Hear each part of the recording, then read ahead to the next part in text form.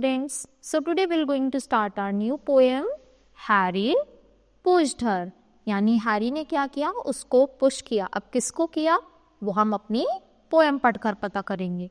Harry pushed her, Harry pushed her around, Harry pushed his sister before school, after school, on weekends he pushed his sister.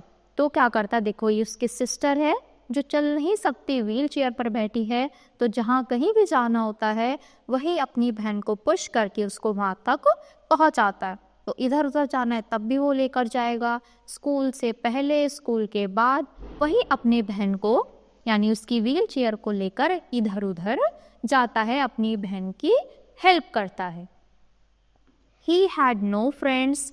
He pushed her school holidays and Christmas time. The children always sang their made-up rhyme. Harry push her now. Harry pushed the crazy cow. Harry pushed her without strain through snow, sunshine, wind and rain.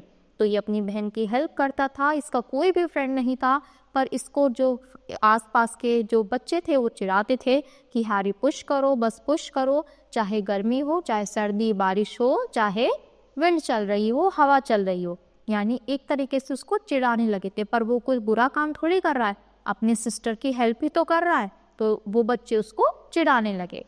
She smiled strangely and never said a word. तो वो क्या करती थी, वो हंसती थी, कुछ भी बच्चों को नहीं बोलती थी. He pushed her 4 years. It was so absurd. Harry was 12. तो उसने उसको इतने सालों तक पुश करा कि अब हैरी 12 साल का हो गया था. His sister 23. Harry never had a childhood like me. और अब उसकी सिस्टर 23 की हो गई थी और वो सोचती है कि उसका तो बचपन मेरे जैसा बिल्कुल भी नहीं है. Harry pushed her without a care. He pushed his sister in her wheelchair.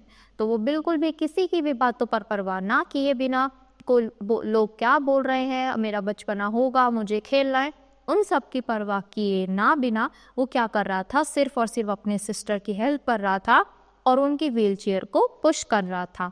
यानी वो इतना अच्छा ब्रदर है, इतनी अच्छी केयर करता है अपनी सिस्टर की कि बाकी लोगों का उसे कुछ फ़र्क ही नहीं पड़ता, चाहे वो कुछ भी बोले, मैं तो अपनी सिस्टर की हेल्प ही करूँगा. तो आई होप बच्चों आपको ये जो पोएम है वो बहुत ही ज़्यादा अच्छी लगी होगी और अच्छे से समझ भी आई होगी. तो आज के लिए इतना ही. Thank you.